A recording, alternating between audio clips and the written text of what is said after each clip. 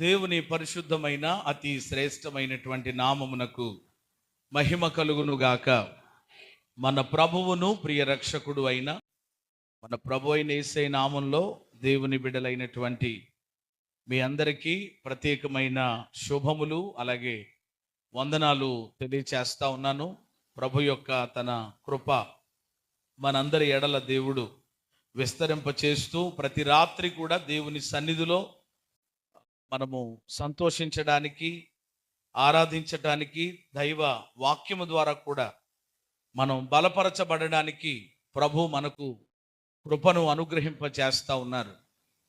దేవుని సన్నిధి పట్ల మీరు కలిగి ఉంటున్న ఆసక్తిని బట్టి ప్రభు యొక్క నామములో నేను మిమ్మల్ని అభినందిస్తూ ఉన్నాను. అలాగే ఇంకా మిగిలి ఉన్నవారు కూడా మనము ఈ 50 దినాల కూడికల్లో ఎన్నో రోజుకు వచ్చామని చెప్పండి? 40 రోజులు ఇక సంపూర్తి చేసుకుంటున్నాం. ఇక మన ముందు చెప్పండి ఎన్ని రోజులు ఉన్నాయన్నమాట? 10 దినములు ఉన్నాయి. కాబట్టి ఈ 10 దినాలైనా మరి మిగిలినటువంటి వారు, తక్కిన వారు దేవుని యొక్క సన్నిధిలో ఈ సమయాలు సద్వినియోగం చేసుకోగలిగితే తప్పకుండా దేవుడు ఈ కూడికల ద్వారా వచ్చేటువంటి ఆశీర్వాదాలు తప్పకుండా ప్రభు ఇస్తారు. సంతోషం. మనం దేవుని వాక్యములోనికి వెళదాం. మన ధ్యానాంశం ఏమిటి అని అంటే, చెప్పాలందరూ. ఈ పక్క వాళ్ళు ఎవరు మాట్లాడతలేదు.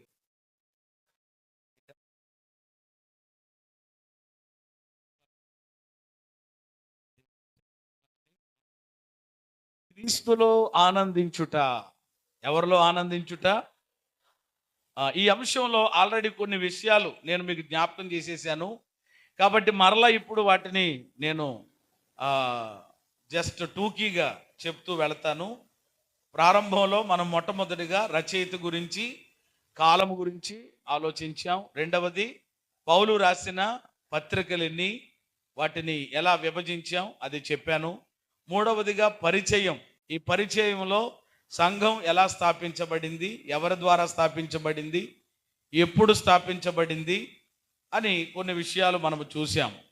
ఏమండి, అయితే క్రీస్తులో ఆనందించటం అనే ఈ అంశాన్ని మనం ప్రారంభిస్తూ, ఈ లోకంలో కూడా చాలామంది ఆయా రకాలైన పరిస్థితుల్లో ఆనందించేవారిగా ఉంటున్నారని, కానీ ఆ ఆనందం ఏమండి తాత్కాలికంగానే ఉంటుందని, ఆ ఆనందం క్షణమాత్రంగానే ఉంటుంది అనే విషయాన్ని కూడా మనం ఆలోచించాం. కానీ నేను అంటాను, లోక సంబంధమైన ఆనందాలు ఎన్నున్నా, లోక సంబంధములో ఎంతగా ఆనందించినా ఏమంటే అది వ్యర్థమైపోవచ్చు, తుచ్చమైపోవచ్చేమో.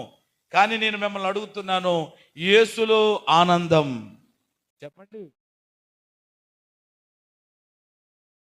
యేసులో ఆనందం ఎలాంటిది? అయ్యో, మనం ఒక పాంప్లెట్ కూడా రిలీజ్ చేసాం, అది కూడా మర్చిపోయాం. ఏమంటే ఒక సువార్త పత్రికను కూడా ముద్రించాం. యేసులో ఆనందం కింద ఉంటుంది, ఇది శాశ్వతమైనది. హల్లెలూయా. ఇది ఎలాంటిది? అది శాశ్వతమైనది. క్రీస్తులో ఆనందం. ఏమండి, క్రీస్తులో నిజంగా ఆనందించేటువంటి వాడు అన్ని పరిస్థితులలో కూడా నిజంగా కొంతమంది అందుకనే నన్ను అడిగితే, మనకి విపరీతమైనటువంటి కష్టాలు, బాధలు వస్తాయి చూసారండి, అప్పుడు కూడా మనం ఆనందిస్తూ ఉంటుంటే మనలను చూడడానికి, పలకరించడానికి, పరామర్శించడానికి, మాట్లాడడానికి వచ్చిన బంధువులు, స్నేహితులు ఇలా అడగాల మనల్ని, ఏమని? ఏమండి, ఎంత పరిస్థితుల్లో కూడా మీరు వై అని అడగాలి. ఎలా ఆనందించగలుగుతున్నారు, వాట్ ఈ సీక్రెట్ అని అడగాలన్నమాట. అంతేగాని మనకి చిన్నది పోతేనే చాలిక ఏదో అయిపోయినట్లుగా ఇది అయిపోతాం. అందుకనే కదా మీకు కలిగేటువంటి శ్రమలను బట్టి మీకు ఏదో ఏమంటే ఒక వింత జరిగిపోతున్నట్లుగా మీరేం పడకండి, ఆశ్చర్యపడకండి అని పేతురు గారు తన పత్రికలో రాశారు కదా. కాబట్టి ఈరోజు అనేకులు ఏమండి ఎలా ఆనందించాలి అని అడగా. ప్రవీణ్ పగడాల గారు చనిపోయినప్పుడు ఇది ఎంత భయంకరమైన పరిస్థితి అసలు.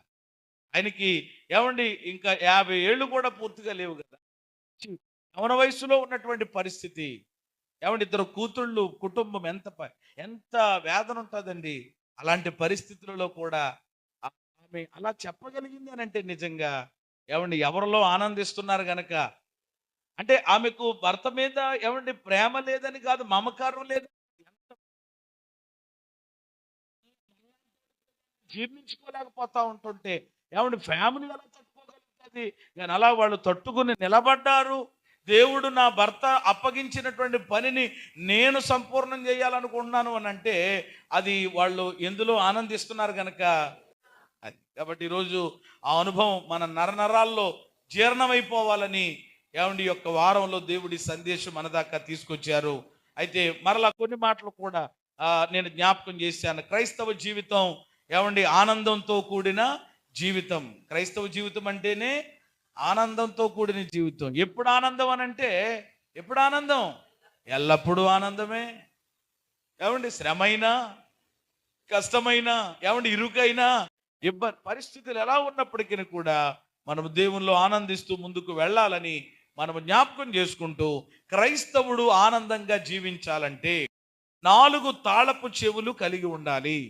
ఎన్ని తాళపు చెవులు? 4 తాళపు చెవులు, 4 కీస్ అన్నమాట. కాబట్టి 4 తాళపు చెవులు ఏమంటే నేను మీకు ఈరోజు ఇస్తాను. కాబట్టి వాటిని భద్రంగా ఏమంటే మీరు దాచుకోవడానికి ప్రయత్నం చేయండి. ఏమంటే తాళపు చెవి పోయిందనుకో, తాళం కప్ప ఎంత ఖరీదైనా, మాట్లాడరేమ్మా, తాళం కప్ప ఎంత ఖరీదైనా ఏముండాలి దానికి? తాళం పోగొట్టుకునే వాళ్ళు ఉంటారు. తాళం పడితే ఏంటి పరిస్థితి? ఏం చేయడం? కప్ప బద్దలు కొట్టడమే. అంతే కదా. ఇంకో అవకాశం ఏమైనా ఉంటుందా? ఏమండి ఏదోటి ఇంకోటి జేబులో దాచుకుంటే ఇదో పని అవుతుంది. కానీ ఏమండి కప్ప ఎంత ఏమండి బరువైనది, స్టాండర్డ్ ఖరీదైనది కాదు.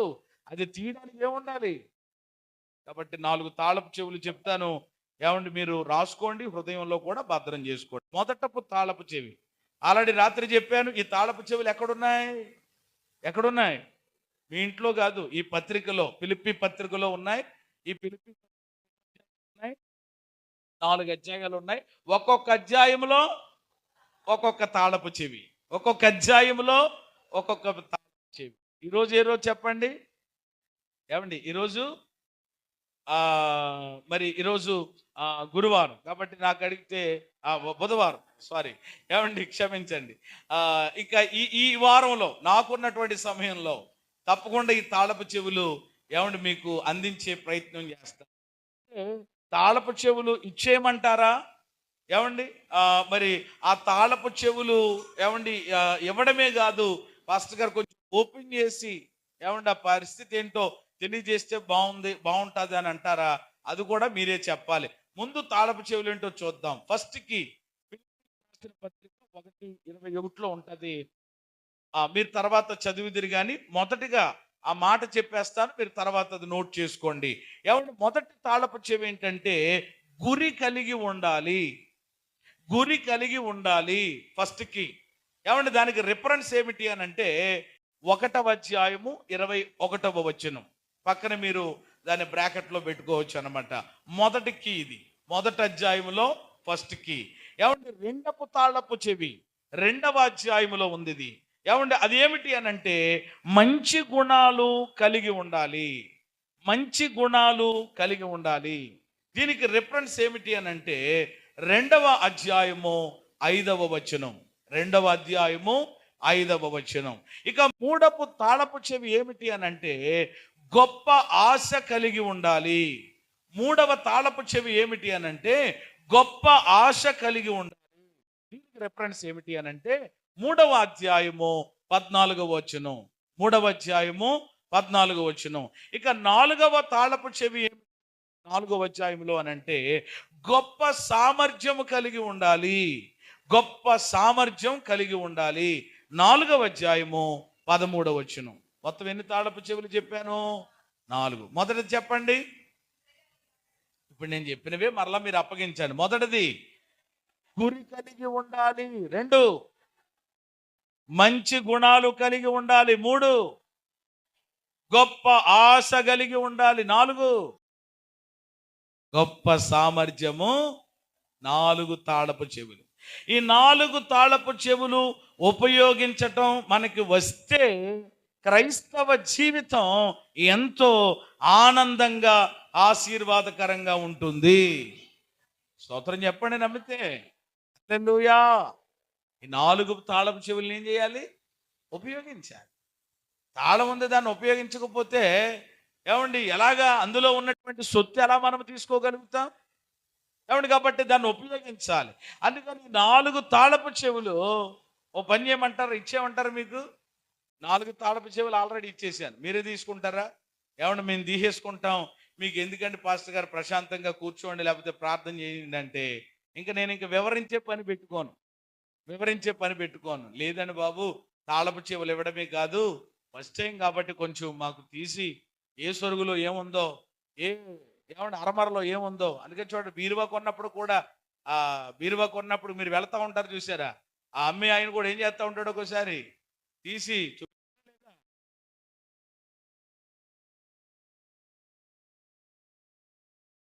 తీసుకుంటారా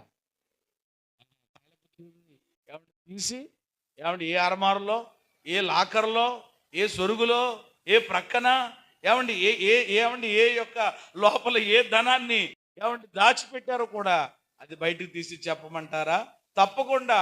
ప్రియమైన దేవుని బిడ్డలారా, ఆ కార్యము కూడా పరిశుద్ధాత్మ దేవుడే మనకు చేయబోతూ ఉన్నారు.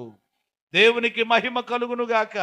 కాబట్టి క్రైస్తవ జీవితం ఆనందంగా ఉండాలంటే ఏమండి ఎలాంటి పరిస్థితులలోనైనా ఏమండి ఎల్లప్పుడూ మనం ప్రభువులో ఆనందించాలి. అందుకని ఆ మాట రాశాడు అక్కడ. ఏమండి ఆనందించుడి, మరలా చెప్తున్నాను, ప్రభువునందు ఆనందించాలి. ప్రతి పరిస్థితుల్లో కూడా మనం ఆనందించాలంటే ఖచ్చితంగా ఈ 4 కీస్ మనం వాడాలి. మొదటి కీ గురించి ఈరోజు నేను చెప్పి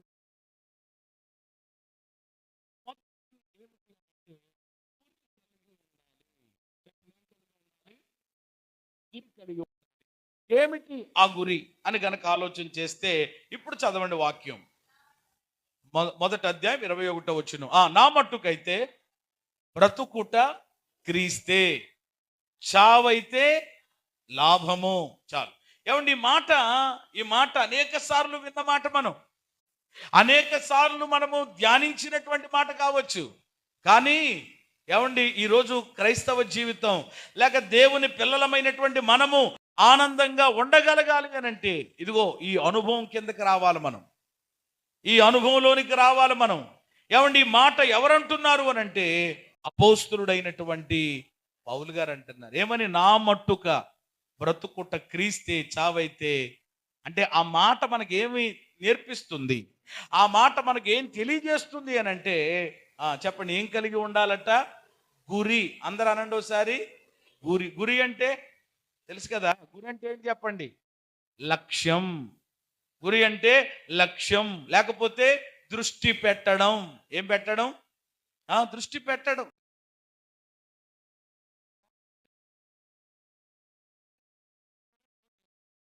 ఏమండి కొంతమంది ప్రయోజకులు అవ్వలేకపోతున్నారు, కొంతమంది ప్రయోజకులు అవుతున్నారు. ఏంటి అని అంటే ఒక్కొక్కళ్ళు ఏం చేస్తున్నారు? ఆ దృష్టి పెడతారు. ఇక దృష్టి పెట్టినోడు ఇంకా ఈ వేటిని కూడా ఏం చేయడం అనమాట, ఆలోచించడు. పెళ్లికి వెళ్దాం, సర్కస్కి వెళ్దాం, అలాగవుతుంది ఇలాగవుతుంది ఉండదు. ఇక ఆడికి ఇంకా ఏమి కూడా కనపడడం అనమాట. వాడు ముందు ఏం కనపడతాయనంటే, అందుకనే మా ఓడు పుస్తకాల పురుగండి అంటా ఉంటారు. ఏ పురుగంట? ఈరోజు పుస్తకాల పురుగులు లేరు, ఏ పురుగులు ఉన్నారనమాట? సెల్ ఫోన్ పురుగులు ఎక్కువైపోయారు ఎక్కడ చూసినా. ఏమండి పిల్లలు అదే, పెద్దలు అదే, ఇంకా దృష్టి అంతా దేని మీద ఉంటుందన్నమాట, ఇక దాని మీదే. కాబట్టి కాస్త సెల్ ఫోన్ మీద నుండి దృష్టి దేని మీద పెడితే, మాట్లాడరేమ్మా, పుస్తకం మీద పెడితే చెప్పండి ఎలా ఉంటుంది? బ్రతుకు బాగుంటుంది. స్తోత్రం చెప్పండి. లేకపోతే బస్ స్టాండ్లో బఠానీలే, సమోసాలే ఏమండి అనే పరిస్థితి. ఆలోచన చేయండి. అందుకని ఏమండి మాస్టర్లు కూడా, టీచర్స్ కూడా మామూలుగా అంటారు, చెప్తా ఉంటారు. ఒక్కొక్కసారి ఫోన్ చేస్తూ ఉంటారు. కొన్నిసార్లు నాకు కూడా ఫోన్ వస్తూ ఉంటుంది. సార్ మీ బాబు చదువుతున్నాడండి.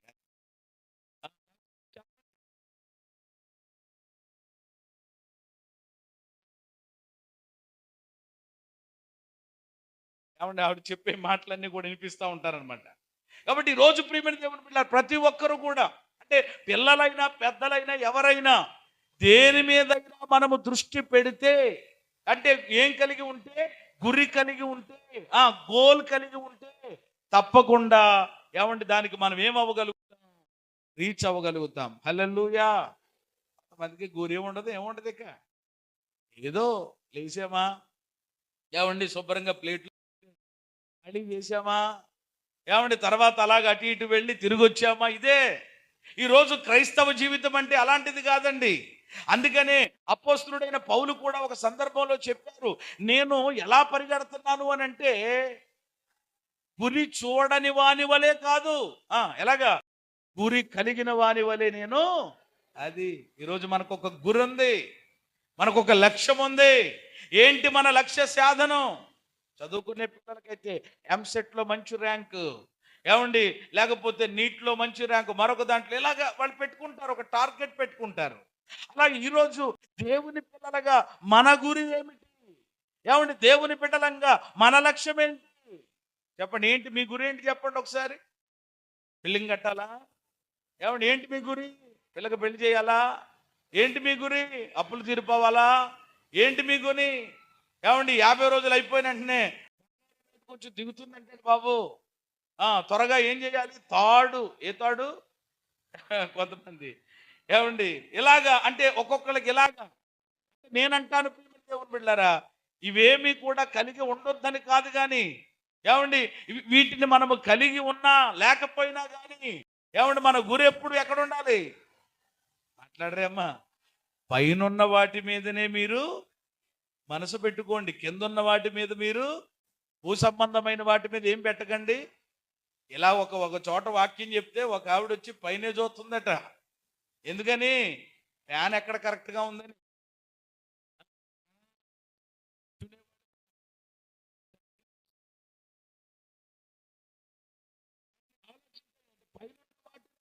పైన ఉన్నటువంటి మనకు ఏమండి ఉపయోగపడేటువంటి వాటి కొరకు మాత్రమే కాదు. పైన ఏమున్నది అని అంటే చెప్పండి, పైన ఏముంది? పిల్లల్ని అడిగితే చెప్తారు పైన ఏముందిరా అని అంటే పరలోకం ఉంది, యేసయ్య ఉన్నాడని వాళ్ళు చెప్పగలుగుతారు. దేవునికి స్తోత్రం కలిగింది. అబ్రహాముకి ఎంత ఆస్తి కలిగినా మనకు తెలుసు కదా. అబ్రహాం ఇంట్లో 318 మంది పనిచేసే పనోళ్ళున్నా ఆయన ఎప్పుడు ఎక్కడ చూసేవాడట? మన గురి ఏమిటి, మన యొక్క లక్ష్యం ఏంటి, మన టార్గెట్ ఏంటి, మనం ఏమి రీచ్ అవ్వాలని మనం అనుకుంటున్నాము అని అంటే గనక చెప్పండి ఎక్కడికి చేరాలని? అక్కడికి చేరాలనే కదా. ఏమండి అది పొందాలనే కదా. అది పొందాలి అని అంటే ఇదిగో ఈ అనుభవం ఉండాలి మనకి. పౌలు అంటున్నారు, నా మట్టుక బ్రతుకుట క్రీస్తు, చావైతే. అంటే దాని అర్థం ఏంటంటే బ్రతికితే ఎవరి కోసం? క్రీస్తు కొరకు. చచ్చిపోతే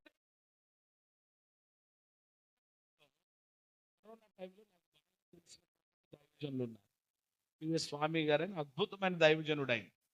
ఆ కరోనా టైంలో ఆయన చాలా జాగ్రత్తగానే ఉన్నారు, కానీ ఎలాగున్నా మరి ఆయనకి ఆ వైరస్ సోకిందో తెలియదు, ఆయన కూడా దాని బారిన పడ్డారు. ఇక చాలా ఇబ్బంది అయిపోయింది అనమాట ఆయనకి. అంటే కరోనాలో చాలామంది కరోనా బారిన పడినటువంటి వారికి ఆయా లక్షణాలు అనమాట, ఒకరికి ఒక్కొక్కరికి ఒక్కొక్క విధంగా అది పనిచేసింది ఆ కరోనా. ఈయన మీద ఎలా దాడి చేసింది అని అంటే ఆ కరోనా వైరస్ సోకటం వలన ఆయనకి జరిగిన ఇబ్బంది ఏంటనంటే మొత్తం ఆయన జ్ఞాపక శక్తి కోల్పోయాడు. ఏం కోల్పోయాడు? జ్ఞాపక శక్తి. ఆయనకి దేవుడు ఎంత గొప్ప కృపిచ్చాడంటే బైబిల్లో కొన్ని పుస్తకాలు, ఏమిటి చెప్పండి? పుస్తకాల పేర్లు కాదు, బైబిల్లో కొన్ని పుస్తకాలు చూడకుండా చెప్పేస్తాడు ఆయన.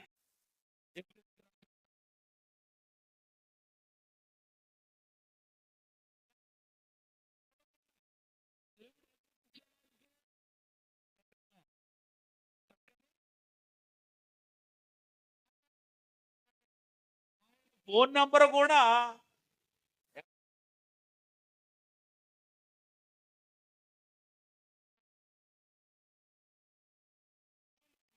ఫోన్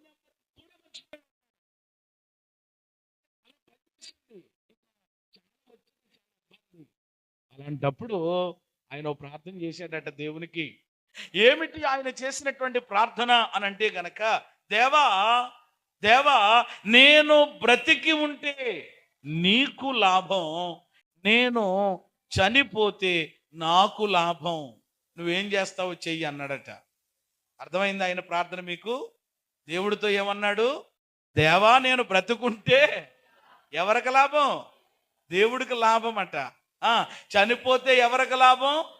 నాకు లాభం, నువ్వేం చేస్తావో చెయ్యి. ఈ కరోనాలో నుండి నన్ను తప్పించి బ్రతికించి ఉంచుతావా, లేక ఈ కరోనా బండి మీద నన్ను నీ దగ్గరికి తీసుకెళ్తావా, ఏదో ఒకటి అని దేవుడు అద్భుతంగా ఆ బలహీనత నుండి ఆ టైంలో దేవుడు ఆయన్ని విడిపించి ఈ రోజుకి కూడా సజీవుడుగా సేవలో రోజుకి కొన్ని వందల మైళ్ళు తిరిగి దేవుని గురించి ప్రకటించే గొప్ప కృప దేవుడు ఆయనకి ఇస్తా ఉన్నారు. ప్రభుకి మహిమ కలుగునుగా. మీరు ఇక్కడ అర్థం చేసుకోవాలి, దేవా నేను బ్రతుకుంటే లాభం అని ఎందుకు అన్నాడు? దేవుడికి లాభం ఏంటి అమ్మా? దేవుడికి లాభం ఏంటి? ఏంటండి? అంటే దేవుడి పని చేస్తాడని, దేవుని పని చేస్తాడని. ఇప్పుడు ఆయన బ్రతుకున్నాడు అనుకోండి, దేవుని పనే కదా చేసేది. ఏమండి? దేవుని గురించే కదా ప్రకటించటం. ఏమండి?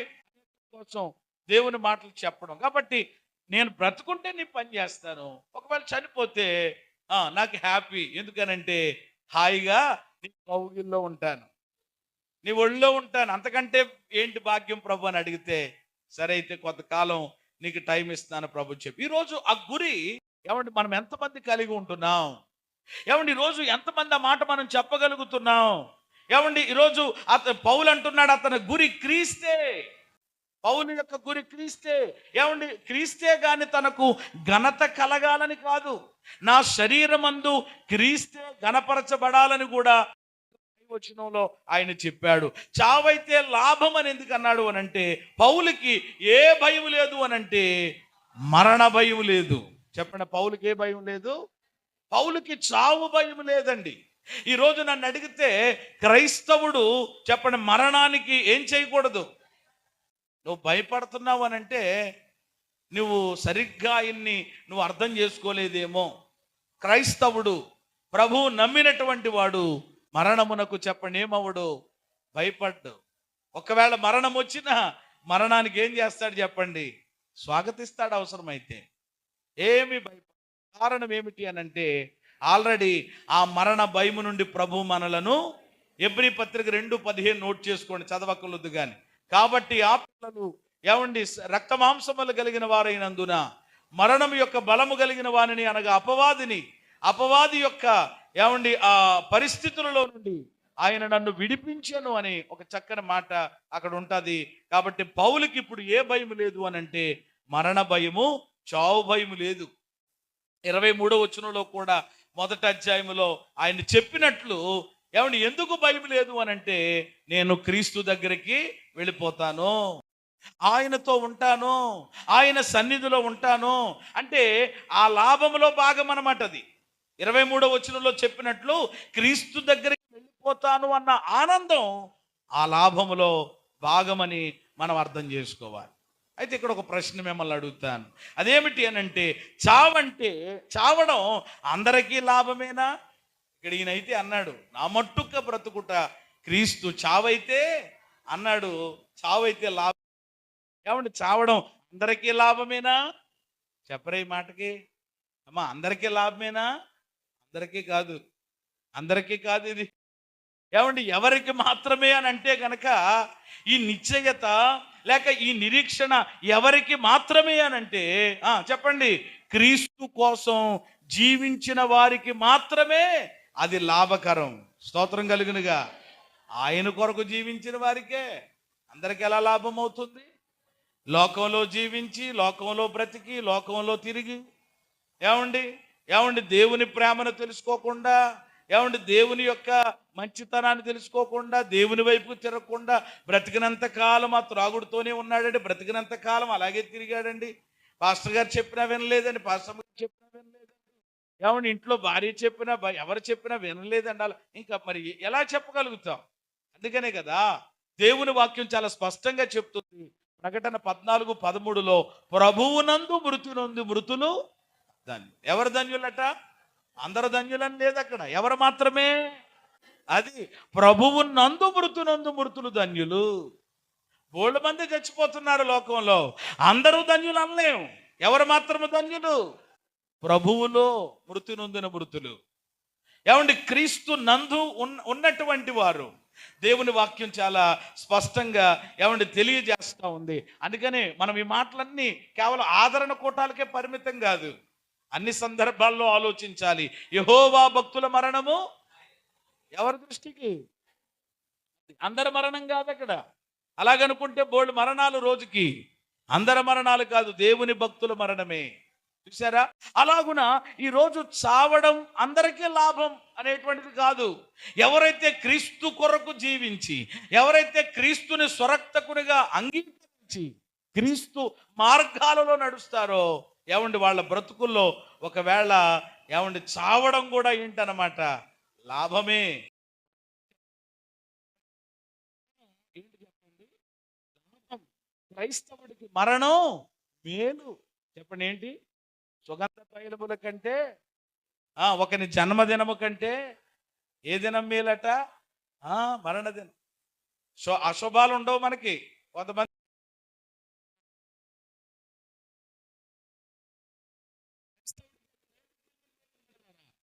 అది మేలు.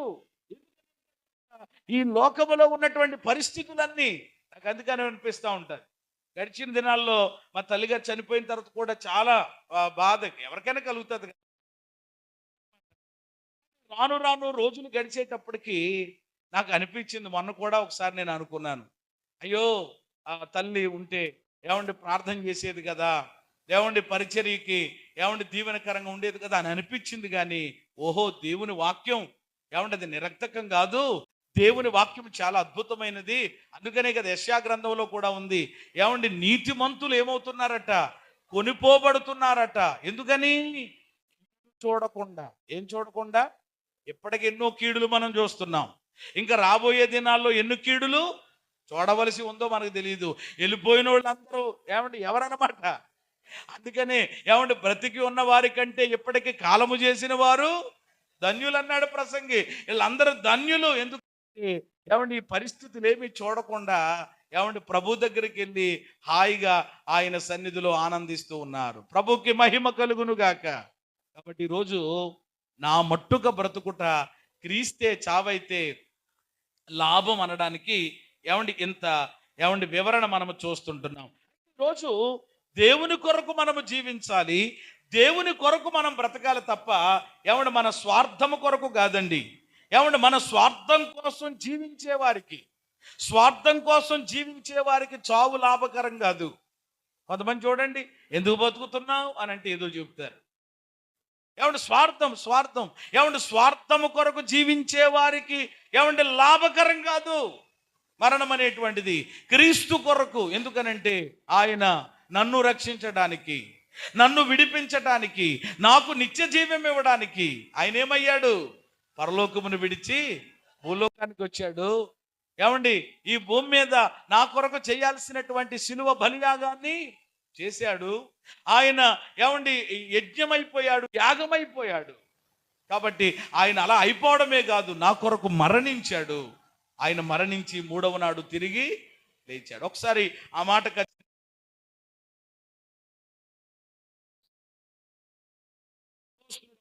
పౌలు గారు కొరింథీయులకు రాసినటువంటి పత్రిక, ఒక్కసారి త్వరగా మాట చూసి మనం ముందుకు కొనసాగుదాం. అపోస్తలుడైనటువంటి పౌలు గారు కొరింథీయులకు రాసినటువంటి రెండవ పత్రిక 5వ అధ్యాయం 15వ వాక్యం. జీవించువారు ఇక మీదట ఎవరి కొరకు కాక, తమ కొరకు కాక, తమ నిమిత్తము మృతి పొంది తిరిగి లేచిన వాని కొరకే జీవించుటకు ఆయన అందరి కొరకు మృతి పొందెననియు నిశ్చయించుకొనుచున్నాము. చాలు. చూసారా ఎంత స్పష్టంగా ఇక్కడ వాక్యం రాయబడ్డదో. జీవించువారు ఇక మీదట ఎవరట? ఇప్పుడు మనం ఎవరు? మనం అందరం ఇప్పుడు జీవించు ప్రాణులు, జీవిస్తున్నాం దేవుని కృపను బట్టి. కాబట్టి జీవించేవారు ఇక ఎవరి కొరకంటే తమ కొరకు కాక. ఎవరి కొరకు కాక? నా కొరకు కాక, లేక నా స్వార్థము కొరకు. ఏమండి, ఏదో చేయడానికి కాక, ఏమండి ఏదో సంపాదించడానికి కాక, ఏదో కూడబెట్టడానికి కాక, దేని కొరకు అనంటే ఆ, మన నిమిత్తము ఏమయ్యి మృతి పొంది లేచిన వాని కొరకే. మన కొరకు మరణించింది ఎవరు? ఏమండి తిరిగి లేచింది ఎవరు? ఆ మాట కూడా మీ నోటంపడి రావట్లేదంటే ఏం చెయ్యాలి మిమ్మల్ని? ఖచ్చితంగా గుడ్ ఫ్రైడే రోజు నాడు సిలువేసి ఆ సిలువ శ్రమలేంటో విన్నారా? ఏమంటే ఆ సిలువ శ్రమలేంటో అంత ఏకలొద్దు అనమాట. మొళ్ళకెరేట్ పెడితేనే సరిపోద్ది ఇక. ఆ, కొరడా 39 కొట్టక్కలొద్దు, ఒక దెబ్బకే ఓయ్.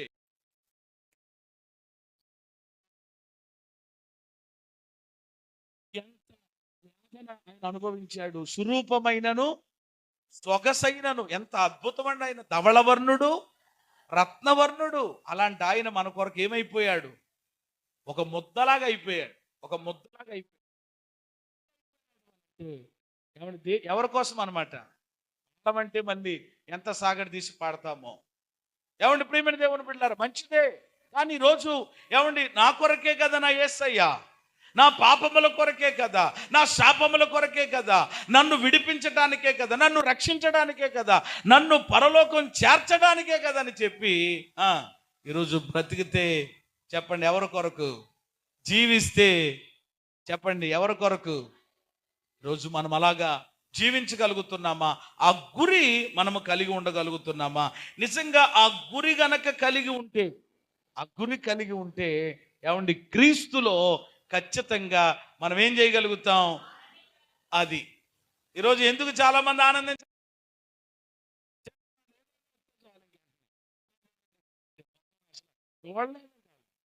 చిన్న సమస్య, చిన్న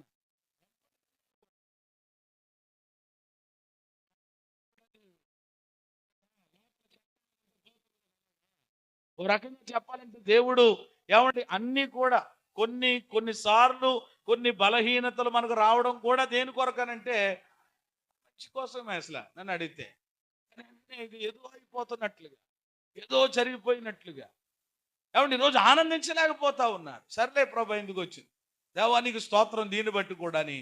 ఏమండి ప్రభువులో ఆనందించి ముందుకు వెళ్తున్నామా?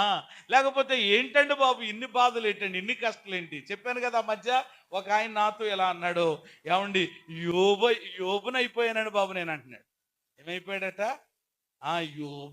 యోబులాగా దేవుడు నన్ను చెప్పండి. దేవుడు ఎవరిని కూడా ఏమంటే హృదయపూర్వకంగా దేవుడు ఎవరికి ఏం కలగజేయడట? మాట్లాడరేమ్మా? విలాపవాక్యంలో చదవలేదు మీరు ఎప్పుడా మాట? ఇప్పుడు వద్దులండి. దేవుడట హృదయపూర్వకంగా ఎవరికి బాధనైనను విచారమునైనను కలగచేయడట. ఆయన కలగచేయడు. కొన్నిసార్లు మనము ఏమంటే తెచ్చుకుంటాం, కొన్నిసార్లు మనకు వస్తాయి. యోబు అని ఎవరో ఏమనంత సాహసించకూడదు. ఎందుకనంటే యోబుకు వచ్చినన్ని ఏమనన్ని శ్రమలు అన్ని కాదు, ఒక్కటి కూడా మన మీదకి రాలేదు. నన్ను అడిగితే ఏమండి రాలేదు ఇంతవరకు. నిజంగా మనము ఏమండి ధన్యులం, దేవుడు అలా నడిపేస్తున్నాడు. కాబట్టి ఈరోజు ఏదో వింతగా మనం ఫీల్ అవ్వడానికి వీల్లేదు. కాబట్టి ఈ గురి కలిగి ఉంటే, ఏ గురి? నా మట్టుగా బ్రతుకుట క్రీస్తే చావైతే లాభం అనే గురి కలిగి ఉంటే తప్పకుండా అన్ని పరిస్థితుల్లో క్రీస్తులో చెప్పండి ఎల్లప్పుడూ మనం ఏం చేయగలుగుతాం? ఆనందించగలం. ఒక మాట చదివి ప్రార్థన చేస్తాను. 16వ కీర్తన 8, 9 వచనాలు. 16వ కీర్తన 8వ వచనం ముందు చదవండి, 9వ వచనం తర్వాత. సదాకాలము యెహోవా యందు నేను గురి నిలుపుచున్నాను. ఆయన నా కుడి పార్శ్వంలో ఉన్నాడు కనుక నేను కదల్చబడను. అందువలన చూడండి ఇప్పుడు 9వ వచనం, అందువలన నా హృదయము సంతోషించుచున్నది, నా ఆత్మ ఏం చేస్తుంది? అరిషి. ఎంత అద్భుతమైన మాట అండి. 9వ వచనంలో అందువలన అన్నాడు. ఎందువలన? ఎందువలన? 8వ సదాకాలము నా గురి సీరియల్ మీద నిలుపుతున్నాను. అవునా? ఏమండి లేకపోతే ఫలానా దాని మీద నిలుపుతున్నాను, ఫలానాది ఏమి పని అవదు. చెప్పాను కదా ఆల్రెడీ రాత్రి మాట్లాడుకున్న విషయాలన్నీ. సదాకాలము నా గురి ఎవరి మీద? యెహోవా మీద, దేవుని మీద నేను నిలుపుచున్నాను. ఆ కాబట్టి ఆయన నా కుడి పార్శ్వములో కూర్చున్నాడు, నేను ఏమవను? కదలను. ఏది నన్ను ఏం చేయలేదు? కదిలించలేదు. అందువలన నేను సంతోషిస్తున్నాను. ఏమండి, నా ఆత్మ కూడా ఏం చేస్తుంది? హర్షిస్తుంది. నా శరీరము, నా హృదయము ఆనందముతో కేకలేస్తుంది అన్నారు కోరాహు కుమార్. చూసారా, ఈరోజు అట్టి అనుభవం కిందకి మనం వచ్చేయాలి. ఆఖరిగా ఫైనల్లో నేను ఒక వ్యక్తి గురించిన ఒక చిన్న ఏమండి టెస్టిమోనీ, సాక్ష్యాన్ని చెప్పి నేను ముగిస్తాను. హడ్సన్ టేలర్ అనేటువంటి ఒక అద్భుతమైనటువంటి మిషనరీ ఉన్నారు. పిల్లలు కూడా వినాలి జాగ్రత్తగా మీరు, ఎందుకంటే భక్తుల చరిత్రలు కూడా మనకి చాలా గొప్ప ప్రభావితం చూపిస్తూ ఉంటాయి మన జీవితం మీద. ఏమండి, హడ్సన్ టేలర్ అనేటువంటి ఒక మిషనరీస్ ఉంటారు కదా, చాలా అద్భుతంగా ప్రభు కొరకు పనిచేసినటువంటి వాళ్ళు. అలాంటి ఒక ఆయన హడ్సన్ టేలర్ జీవితం చాలా అద్భుతంగా ఉంటుందండి నిజంగా. ఆయన ఏమండి చైనా సంఘానికి స్థాపకుడుగా ఉన్నాడు. అంటే చైనాలో ఈరోజు ఏమండి దేవుని యొక్క పరిచర్య ఏమండి సాగుతా ఉంది. చైనాలో ఏమండి ఈ సువార్తీకరణ ఏమండి వ్యాపించబడింది అని అంటే దానికి కారణం ఎవరు అని అంటే చెప్పాలి, ఇప్పుడు చెప్పిన మాట, హడ్సన్ టేలర్. ప్రియమైన దేవుని బిడ్డలారా, గొప్ప అద్భుతమైన మిషనరీ అన్నమాట. ఆయన సాక్ష్యం ఏమంటే అనేకుల మీద ప్రభావితం చేసింది. మీరు వినాలంటే ఏమంటే మీరు చక్కగా గూగుల్ని ఇలా మీరు మరి చూసినట్లయితే చక్కగా సంపూర్ణంగా పుస్తక రూపంలో కానీ ఏమండి అటు ఆడియోలో కానీ ఎలాగైనా మనం వినొచ్చు. భక్తుల చరిత్ర అనమాట. ఈయన చైనా ఏమండి సంఘానికి స్థాపకుడుగా ఉన్నాడనమాట. ఓ రకంగా చెప్పాలంటే పౌలు బాటలో నడిచిన వ్యక్తి. ఏ బాటలో? ఇప్పుడు ఎంతవరకు ఎవరి గురించి మాట్లాడుకున్నాం? చెప్తున్నాను, పౌలు బాటలో పౌలు మాదిరి తీసుకున్నటువంటి అద్భుతమైనటువంటి వ్యక్తి ఈ హడ్సన్ టేలర్. ఏమండి, ఈయన చైనా చరిత్రలో అత్యంత విరివిగా వాడబడిన మిషనరీ. చైనా ఏమండి చరిత్రలోనే అద్భుతంగా ఆయన వాడబడ్డాడు ప్రభు కొరకు. 51 సంవత్సరాల జీవిత కాలంలో ఆయన 51 సంవత్సరాల జీవిత కాలంలో ఏమండి తన ద్వారా స్థాపించబడినటువంటి ఏమండి చైనా అలాగే ఇంగ్లాండ్లో 205 ఏమండి ఆయన మిషన్ కేంద్రాలు స్థాపించాడు. ఎన్ని కేంద్రాలు? 205 మిషన్ కేంద్రాలు ఆయన ఏమండి స్థాపించాడు ఆయన యొక్క పరిచర్యలో. అంత మాత్రమే కాదు, ఏమండి 849 మంది మిషనరీలను ఆయన తయారు చేశాడు. మిషనరీలు తయారు చేయడం అంటే మామూలు విషయం కాదు. 849 మంది మిషనరీల్ని, అంటే ఇప్పుడు ఆయన ఎలా మిషనరీగా ఉన్నాడో అలాంటి వాళ్ళని ఆయన తయారు చేశాడు అనమాట. ఎంత ఏమంటే అద్భుతం నిజంగా ఆలోచన చేస్తే. అంత ఇంకొక అద్భుతమైన విషయం ఆయన గురించి ఉంది. సుమారు 700 మంది ఏమండి చైనీయుల్ని సువార్తికులుగా ఏమండి దైవ సేవకులుగా ఆయన తర్ఫీదిచ్చాడు. ఎంతమందికి చెప్పండి? 700 మంది. 700 మంది సువార్తికులు అంటే 700 ప్రాంతాలకు వాళ్ళు వెళితే ఎంతమంది ప్రజలు ఏమండి మరి రక్షించబడి ఉంటారు ఆలోచన చేస్తే. ఆయన 1,25,000 మంది సంఘానికి ఆయన ఏమండి ప్రియమైన దేవుని బిడ్డలారా కాపరిగా ఉన్నారు ఆయన. అంటే ఏమండి సంఘం యొక్క సంఖ్య ఎంత అన్నమాట? 1,25,000 మంది ఏంటి సంఘస్థులు.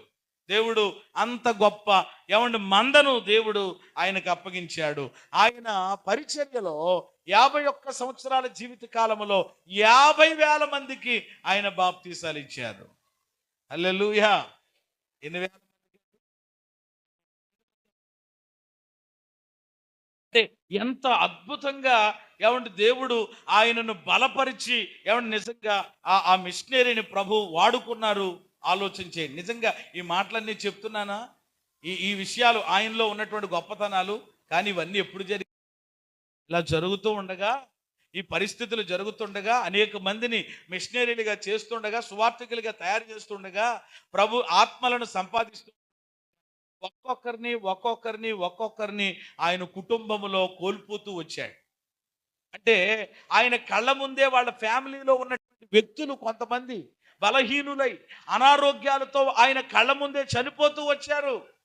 అంటే ఆయనకు ఏమంటే సంబంధించినటువంటి ఏమంటారు ఆ కుటుంబీకులు ఏమంటే సొంత వారు అయిన వారు ఒక్కొక్కరు కోల్పోతూ ఉంటుండగా కూడా వాళ్ళ మరణాలు కళ్ళ ముందు చూస్తూ కూడా ఏమండి ఏ మాత్రము చెప్పండి ఏమైపోకుండా, కృంగిపోకుండా, నీరసిల్లిపోకుండా, ఏమాత్రం కూడా ఏమండి తన యొక్క గురిని, తన యొక్క లక్ష్యాన్ని చెప్పండి ఏమైపోకుండా, విడిచిపెట్టకుండా, తప్పిపోకుండా ఏమండి చివరి వరకు కూడా ప్రభువు కొరకు ఆయన జీవించి తన తుది శ్వాసను ప్రభువు కొరకు విడిచిన అద్భుతమైనటువంటి మిషనరీ ఎవరైనా ఉన్నారు చైనాలో అని అంటే గనక ఆయన ఎవరు చెప్పండి? Hudson Taylor. చేతులెత్తి దేవుని స్తోత్రం చెప్పండి. చూసారా? అంటే హడ్సన్ టేలర్ గురి ఏంటి చెప్పండి? ఏంటి ఆయన గురి? బ్రతికితే ఆయన కొరకు, చనిపోతే ఆయన కోసమే. ఈరోజు ప్రియమైన దేవుని బిడ్డలారా, అలాంటి నిశ్చయత ఏమండి మనం ఎంతమంది ఈ రోజు మన జీవితాల్లో కలిగి ఉండగలుగుతున్నాం? క్రైస్తవ జీవితం అనేది ఆనందంతో కూడి ఏమండి మనము ఎల్లప్పుడూ కూడా పరిస్థితులు ఎలాగున్నా, పరిస్థితులు ఒకేలాగా ఉండవు. ఎప్పుడు కూడా అనుకుంటాం అన్నీ బాగుండాలి, మనం అనుకున్నట్లుగా అవ్వాలని. కుదరదు ఒక్కొక్కసారి. అయినను పరిస్థితులు ఎలాగున్నా కానీ, అందుకని హబక్కూకు అంటాడు, అంజూరపు చెట్లు పుయ్యకుండినను, ఒలివ చెట్లు కాపు లేకపోయినను, సాలలో పశువును, నేను యెహోవా యందు మాత్రం అంటే అన్ని ఉంటే ఆనందించడానికి గొప్ప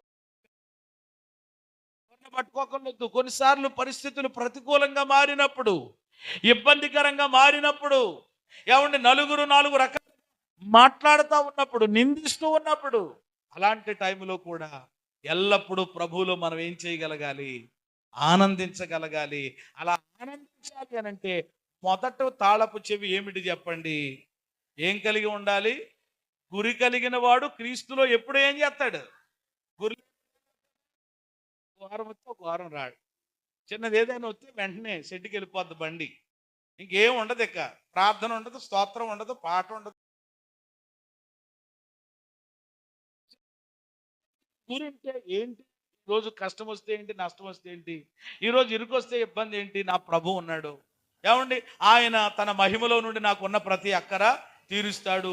తీర్చినా తీర్చకపోయినా, ఇచ్చినా ఇవ్వకపోయినా ఏంటి అసలు? అందుకని గడిచిన దినాల్లో ఏమండి మనం నేర్చుకున్నాం కదా, ఏంటంట? వైరాగ్యం. ఏంటి చెప్పండి? దీన్ని ఏమంటారనమాట?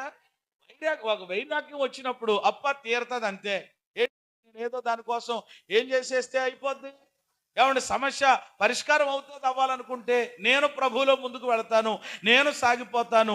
ఈ కష్టాలు, ఈ బాధలు, ఈ ఇబ్బందులు నన్నేమి చేయలేవని గురి కలిగిన వాడు, ఏమంటే విశ్వాసమునకు కర్తయు దానిని కొనసాగించువాడైన యేసు వైపు చూస్తూ ముందుకు సాగుతాడు. గురి లేనివాడు చెప్పండి ఏమైపోతాడు? ఓ చోట ఆగిపోతాడు. ఓ చోట ఆగి